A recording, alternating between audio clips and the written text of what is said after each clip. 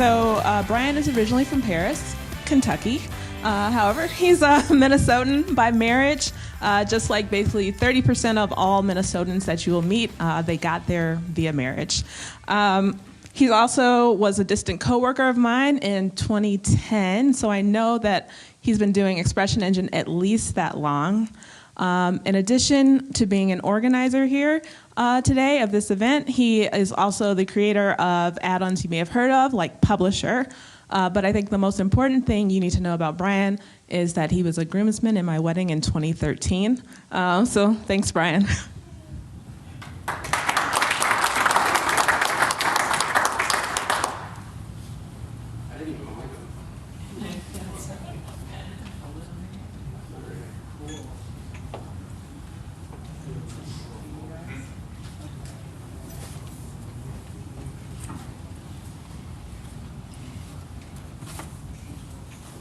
Can you hear me? Okay. So thank you. Thanks for that. So I'm going to talk about step debugging, why you should stop using var dump. I assume many of you are here because either you don't know what step debugging is and you want to learn, you've tried it in the past and failed miserably, which I can understand because that's how I started with it too, or you know how to do it and you're here back in the back silently judging me. Or going to mock me. Where's Chase? Is Jason here? There he is. So a little more about me. So I don't have any kids. We have 2 kids, a dog and a cat. A spare time, I like to wakeboard, snowboard. Learned how to surf a few weeks ago, which it's the first lesson. Do a lot of renovations on our house. So if anybody actually follows me on Twitter, you probably know about that. Every time I come to a conference, somebody asks me what the latest project I have going on is. This is a basement renovation that I built out. Just finished remodeling our master bathroom for the 2nd time. You can ask me about that later if you want. And then the bottom is my wife, a big Minnesota United fan, soccer fan. While I was here last night, she was actually off having fun meeting the team. So I'm a little jealous of her for that.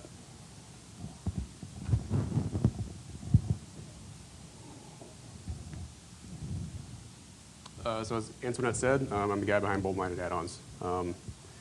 That is the only part-time job. My full-time job is actually working at Jamf, jamf.com. They do like Mac management, so universities and colleges and organizations that have thousands of computers, they basically manage that. But I work on the website. So what is step debugging? It's basically pausing the application or the execution of code on a specific line by setting a breakpoint, and then advancing that line, or the application 1 line of code at a time. So if you, kind of cliche, but if you think of the matrix, you actually want to get into your project, your server, that's how you do it. So we all use EE. Unfortunately, I shouldn't say unfortunately, the template language is all string-based. So there is no way to like var dump a variable in template. So this is stuff that I do sometimes. If I just want to get some quick output to see if a variable is parsing or not parsing, or what the value of it might be. You might also choose to do something like wrap it in pre-tag or whatever. But then there's var dump. Every PHP developer knows this pretty well. If you are not a PHP developer, maybe you've been asked by an add-on developer to add a line of var dump to your add-on to help them debug a situation. Basically what that does is it's a PHP language function or construct. You give it a variable, and it's all the details about that variable. Give it an array, it gives you all the keys and the values. Give it an object, it gives you the properties and the subclasses and stuff. So in here, I'm just printing out a class from Publisher. It gives me the properties available, some basic context about it, the string length and whatnot. So the pros of var dump, it's very easy. You don't have to know anything special other than typing var dump and giving it a variable. It works everywhere. So if you have PHP, it's going to work. It works in every environment. So if you're working locally or you're working on a production server, people have var dumped on production servers. I know what happens. Try to avoid it. I'm going to teach you how to not do that shortly, by the way.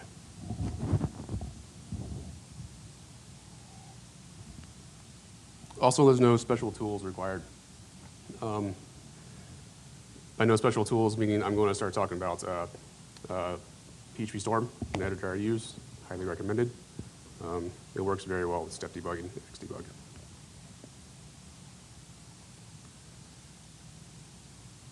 The cons of VARDump. It's slow, and I don't mean slow as in performance-wise. I mean slow as actually getting to the problem of what you're trying to solve. Say you have an error on a certain line of code. You go into the code, you add VARDump in the variable. If it's not giving you the output you're expecting, you change that variable, you reload the page, do rinse and repeat that over and over again. That's if you know where the error might be. So if you're trying to debug a situation that you have no idea what the error is, you're basically throwing darts, and you have no idea where to start. It also lacks context. So there's a lot happening in your application. If you VARDump a certain variable, all you're getting is the output of that variable. You can actually pass multiple parameters to VARDump to print out multiple variables at once.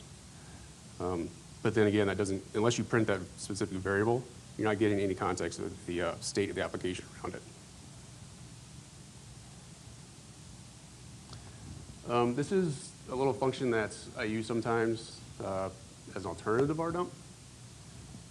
Usually when I'm remote debugging somebody else's computer or somebody else's website, be an add-on, it basically VARDumps turns the output to a stream, a file. So this lets me go in and put multiple function calls in various places for certain variables I think might be having trouble or might be giving me the information I need. And I can reload the page and let the application fully run and complete, and then go check the output of that. VARDump is usually followed by VARDump die. That basically halts the application at that point. So if you're trying to see the entire process, you're not going to see that if you add die.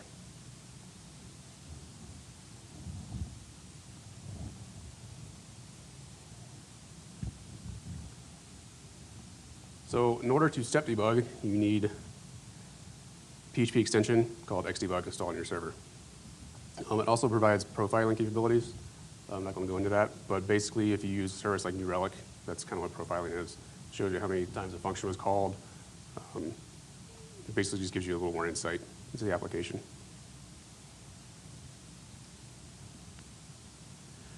So if you've never step debug like PHP, you may have done it in Chrome with JavaScript. Fortunately, Chrome has the inspector built in.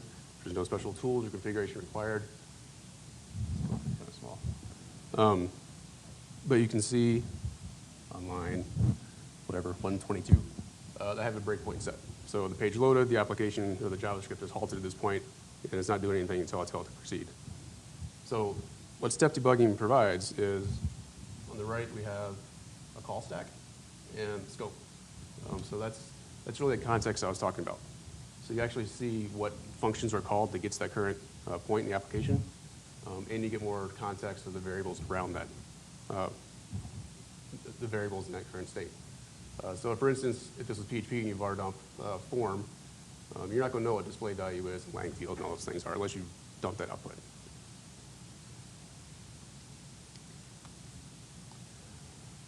So this is the same thing in Phpstorm. I wish I would increase the text size a little bit now. So you can see I have a breakpoint set up in the top of the code. On the left-hand side is the call stack, and then the right-hand side is the scope. So again, it's showing me every function that was called to get to this current state, and the scope of the variables around this function.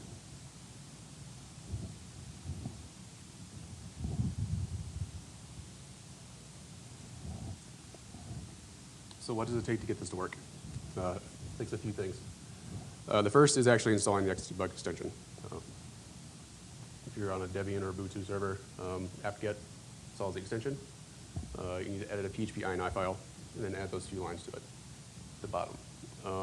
Those are basically the minimum config values needed to get step debugging to work. Simply by just installing XDebug, you get better VARDumps that look like this. To get a little more context, you get the call stack with it. I want to jump back to this slide real quick. I highlighted the remote connect back line because that's the most important part in step debugging. Basically, that means that your local server will accept any incoming requests from port 9000 from any IP. Generally, you're doing this on your local laptop the vagrant machine and whatnot. So accepting requests from any IP is not really that big of a deal. Don't do that on production, though.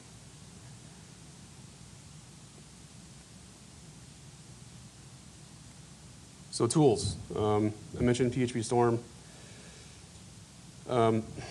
It's the best editor for PHP. I don't want to go into a wage of war or anything. But the reason I use it is because the built-in integration with step debugging is really, really good.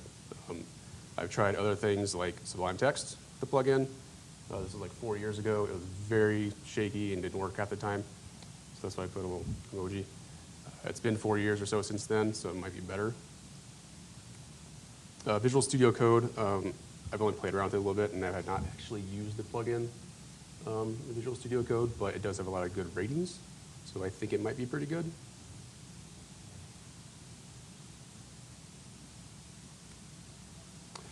So there are a few things when you're step debugging. Obviously, you're setting breakpoints.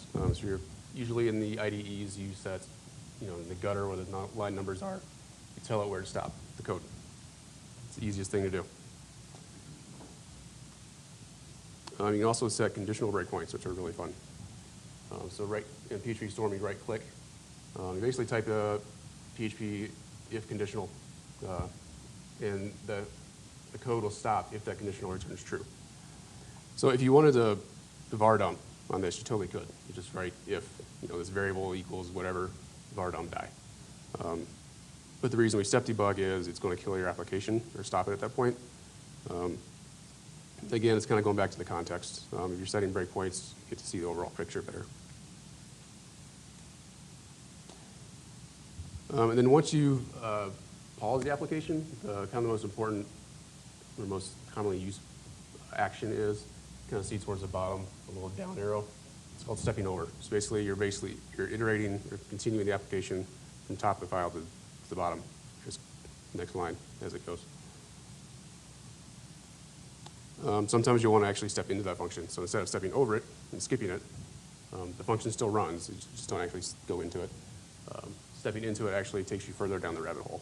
So if your function calls another function and another function, you keep going down further and further.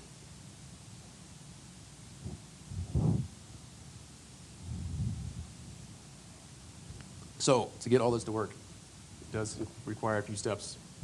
Several things need to communicate and talk to each other. Like I said earlier, that's XDebug works on port 9000. It is basically a default port. So it's going to have to change anything. It's a little hard to see, but so in Phpstorm, I have a project set up. Give it a host that we're listening on. In this case, it's just my dev environment, EE3 VM.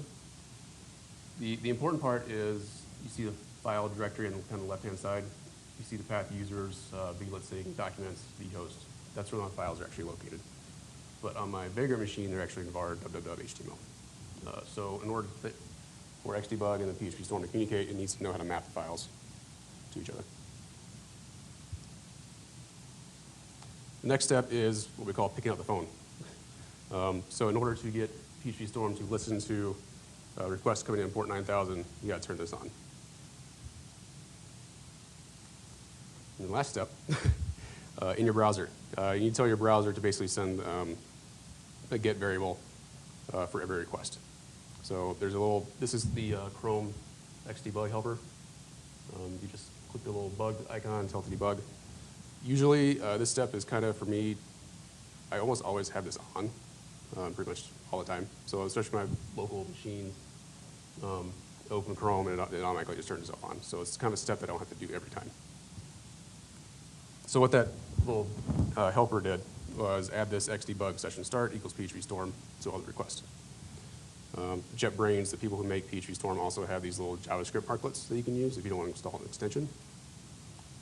But then the XDebug helper in Chrome Store is that little icon that we just saw. So we're going to start getting into some actual stuff.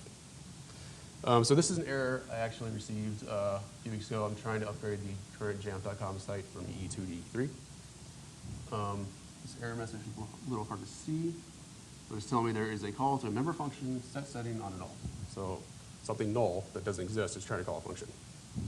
Fortunately, it's telling me exactly what line of code it's on, 329. So what do? I switch over to Phpstorm and set file instead of breakpoint in that line.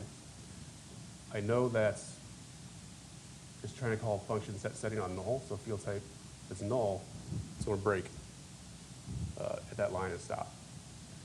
Now, the advantage of using step debugging in this case is this was actually a field type.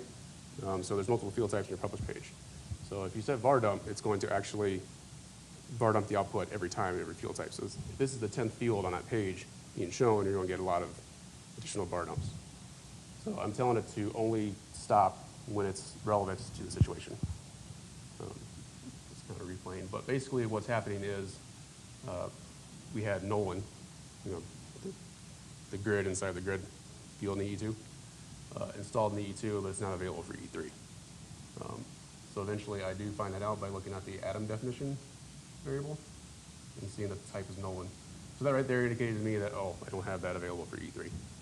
Now, so the advantage of step debugging this versus var dump is I didn't see Nolan or any references to it in the variables prior to this line of code. If I would have just picked a variable to var dump, I might have missed and got it incorrect, and then had to change the variable, reload the page, and do it again. So this time, literally, it's got me to the error the first time and hit the breakpoint. And I was done, fixed it, moved on.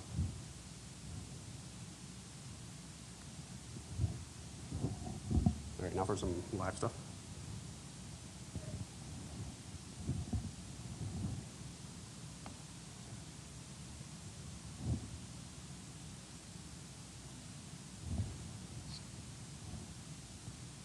This two-screen thing's kind of hard. All right, so this is an error that happened a few months ago. We were deploying Jamf to production. Let's take this long to load.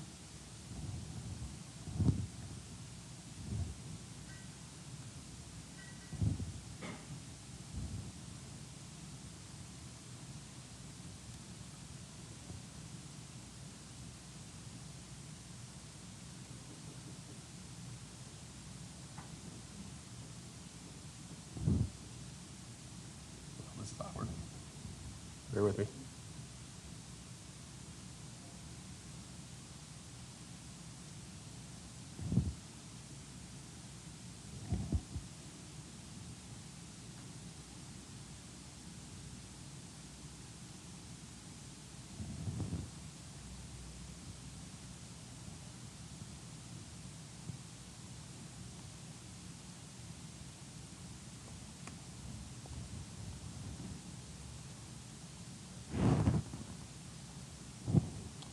I'm going to reload my Vagrant machine real quick.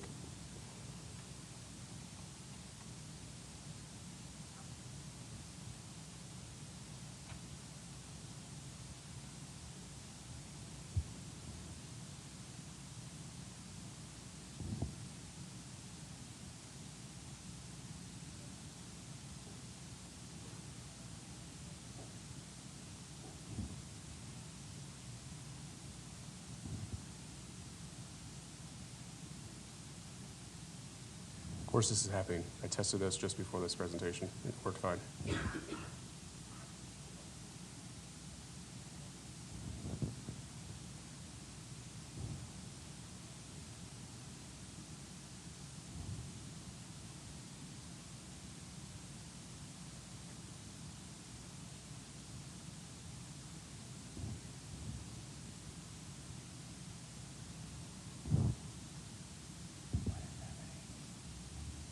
Hey, there we go. Great. So we basically did deployment. This is what we started seeing on our production server. Expression engine error, giving little to no details of what the actual problem is. So usually when I get an error like this, first thing I do, copy the error.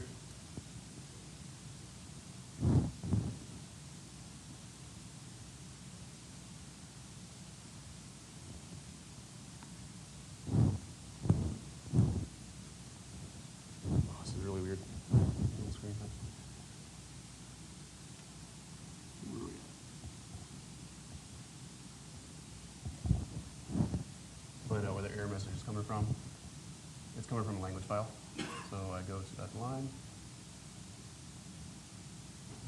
copy the key, because that's what's actually triggering the error message.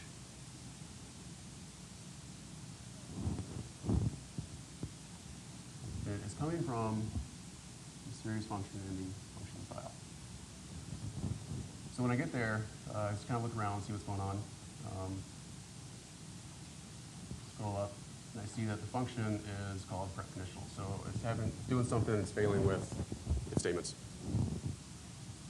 So I scroll back down to the line where the catch statement is. So this is what's failing, process conditionals.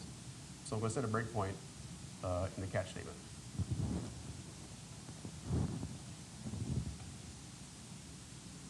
Pick up the phone. Make sure this guy's on. Here it is. Go to the page.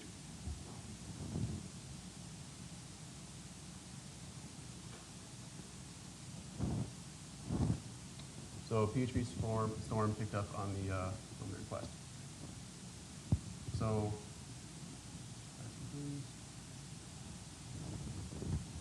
basically there's a template file that has an if conditional that's failing. So the beauty of this is it's giving me the context. But the string variable here is what actually is the template file that's currently being processed. So I can click view and see the current state of the template file as it's being parsed.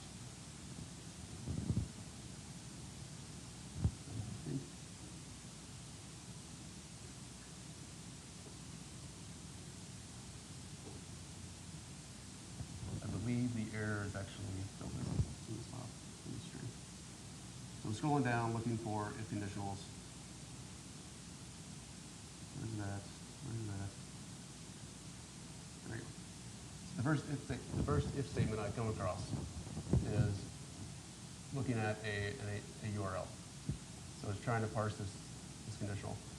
If I look a little closer, there's a quote in the middle of the URL. So at some point along the way, one of our content editors decided to put a quote in the URL, which is causing the parser to fail. So if I was using var dump to figure this out, it probably would have taken me several steps because this is one I actually was able to remote debug on our staging server. So that's how I kind of got to it instead of var dumping locally, because I didn't actually have this new content. It was something new the publisher content editor did before pushing something live. And I'll show you how to remote step debug here in a second. So while we're here, just kind of click around. So there's a vars array. Don't know exactly what it is. Looks like it's URL segments. You can see the other classes that are available. One of the cool things that you can do is flip over the console. And it's very similar to the inspector in Chrome. So if you want to type any PHP, you can do that, and it'll process it. So I can just give it the template class. In this case, it's currently not available. There's also this little guy, which is kind of the same thing. So you can do like live PHP testing while you're in the middle of debugging.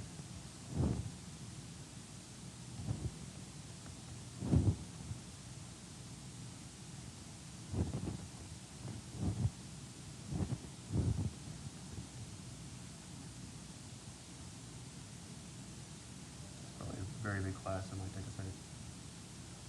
Sometimes I'll find myself actually editing the code live while in the middle of the debug session. And I'll fix the issue while in the middle of the debug session, then reload the page to make sure it works. So to stop debugging, we just hit the little stop button over to the left, and that terminates the signal.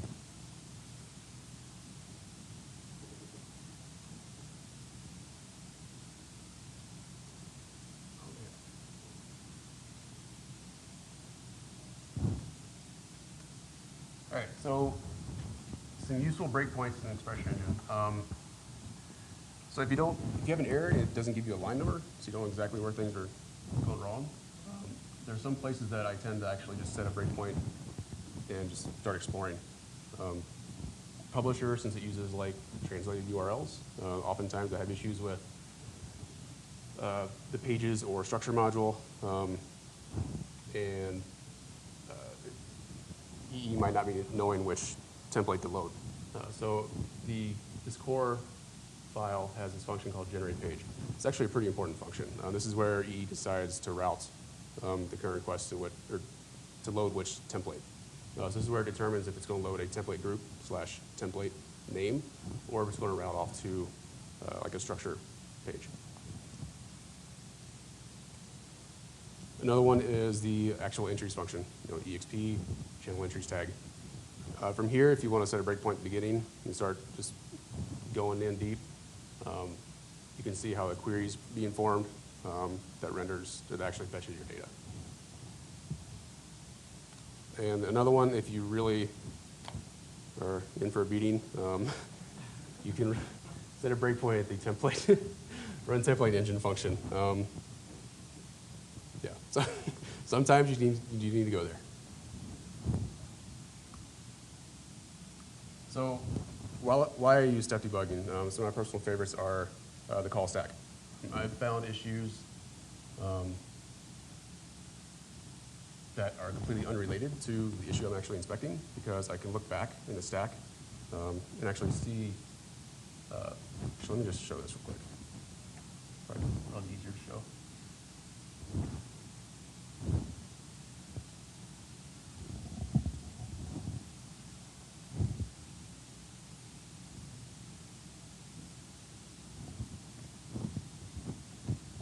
So it gives you the call stack, but it's not a static thing. You can actually click back and look at the current variables in the stack to see their current state before you got there. So if I want to go in to fetch and parse 4 functions ago, I can see what the state of that function was. So sometimes I've seen things where the bug happens here, but it's a few functions back where it actually originates. It's going to be harder to find that if you're using like Bardo.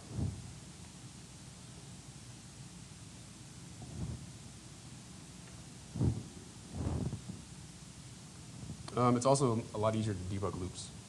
Instead of breakpoint, you're iterating over 100 things. You can watch the variables and everything change each time around the loop. If you Bardo, it's going to print out 100 different things. That write to file function I use, sometimes that's a little better because you can stream the output to that file and then review it later. And you can also, if you go into like the template parsing stuff, you can see the actual states of the template being parsed. So if you're running into issues with early parse global variables versus a function or a module variable, you can see where exactly those variables are being changed in the template.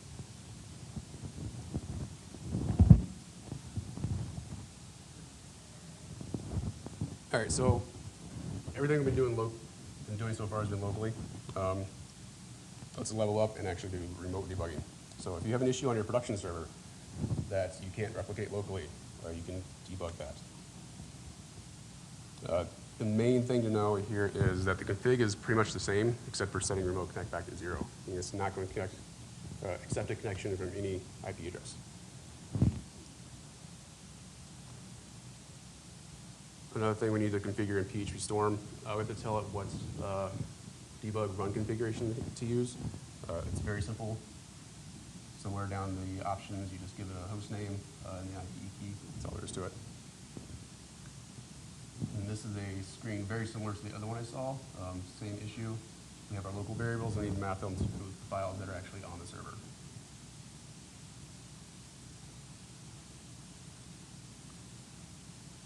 So since we set remote connect back to 0, meaning it's not accepting connections from any IP, we need to create an SSH tunnel to the server. So you create that secure connection. So we're routing all the requests to port 9000 to our local computer. The other thing with doing this on production is it's very handy, but you do need to have the actual copy of the entire site locally. Because you need to create that mapping of the files. So you can't, I don't think I can have a copy of one of my add-ons locally and try to remote debug that on somebody's server.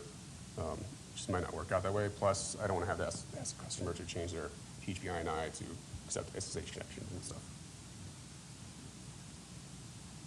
So we're going to do another demo.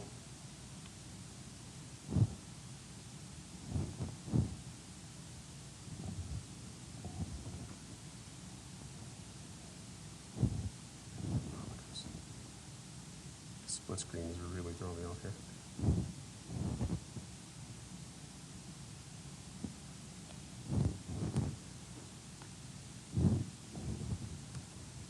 So I'm not actually going to try to replicate an error on my demo site. Just to kind of show you how this works. So I have my local demo site here in Phpstorm. I already have my connection. Oops. I use an app called SSH Tunnel Manager. You can do this through Terminal, whatever, too. I just find this to be pretty easy to manage. So I create the SSH tunnel.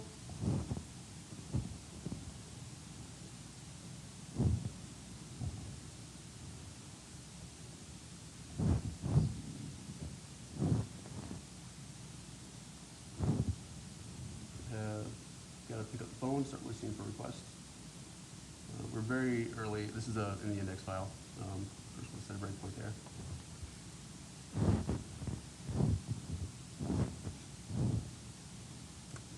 And then I'll make it load demo.boldbinder.com.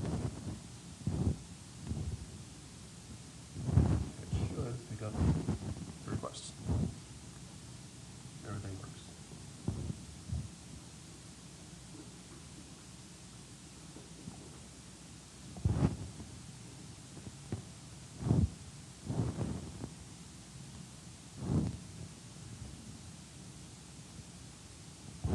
This worked just an hour ago. It's kind of infuriating. Oh, I don't have that one, guys.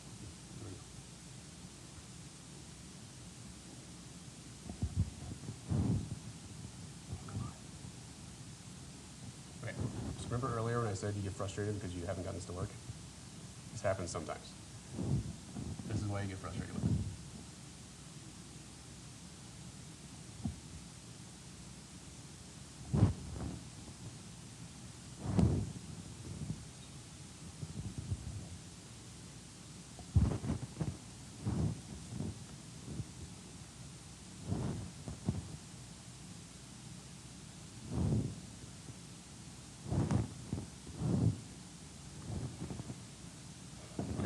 I swear this works.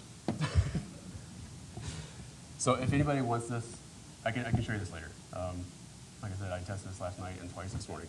I'm not sure what's been missing.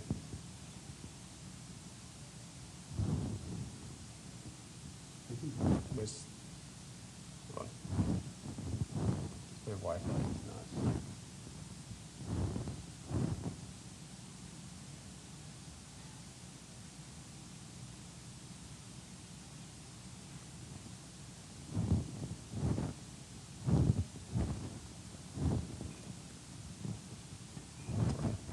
I don't know what the problem is, but it works.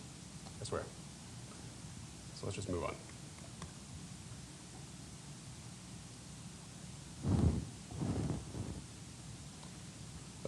So yeah, hark there be dragons. I just ran into one of them. So eventually you will lose productivity. You will run into issues, especially in the beginning when you're learning how to get this to work. But I promise if you spend some time with it and learn how to use it, you will gain that time back tenfold down the road. I very rarely use var dump anymore. Almost always step debug. Even in this case, I will be persistent and make sure that my debugging is working. Because next time, it'll just work. So some tips to actually make this easier is to use some repeatable scripts to configure your environments. I'm on the Ansible wagon right now. It's awesome to configure servers. Basically, you can configure every single server you create to have the same PHP INI config every time. So hopefully you don't run into issues where it just magically doesn't work. You can use something like Puppet, local PHP-based vagrant thing, Docker, or MAMP, or anything like that. So if you can repeat the server setup process and configuration, less likely you are to run into issues that I just encountered.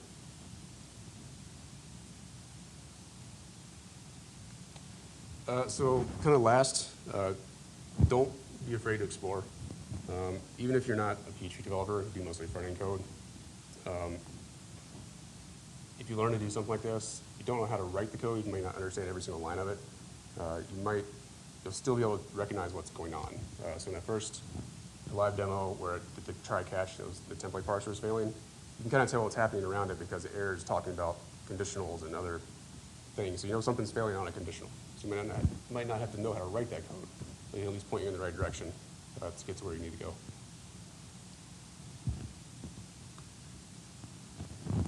Questions? Oh. I have more fidget spinners to bribe people with questions.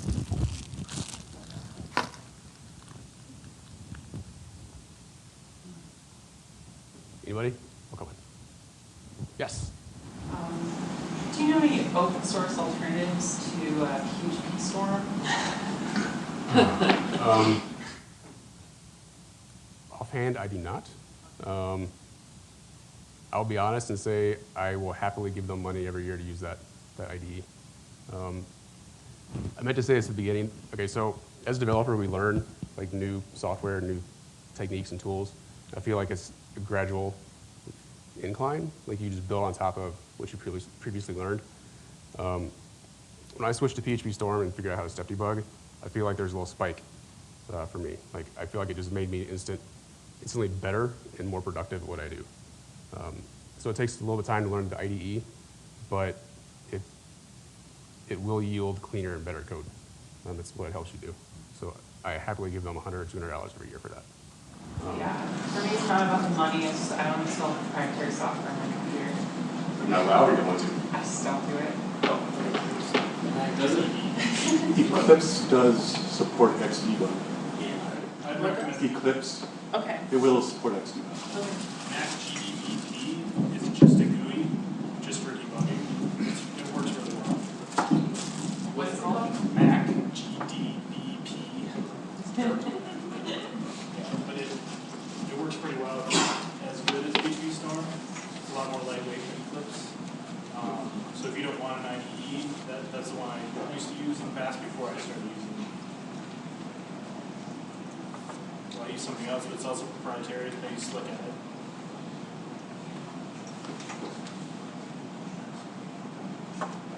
Questions? It's less of a question and more of a statement that VS Code you mentioned earlier, while not open source is free, does their debug support is pretty solid. That's what we use a lot for Chapter. We also have guys on our team that use Atom, which is open source. Okay, yeah, Adams. Yeah. I know that VS Code is more or less built on Atom-ish. So Okay. there might be some copy over there. I think there's going to be more work in getting it configured. Because I know that the module for VS Code is pretty much dropped in and works. Also, that's the caveat that it works locally. I've not tried it remote. Okay. Well, the remote thing is it's more of the SSH tunnels are going to give you that capabilities. So I mean, technically, when you're step debugging like on a Vagrant machine, that is actually remote. You're just allowing the connection from any IP address, which happens to be your laptop, or whatever. So.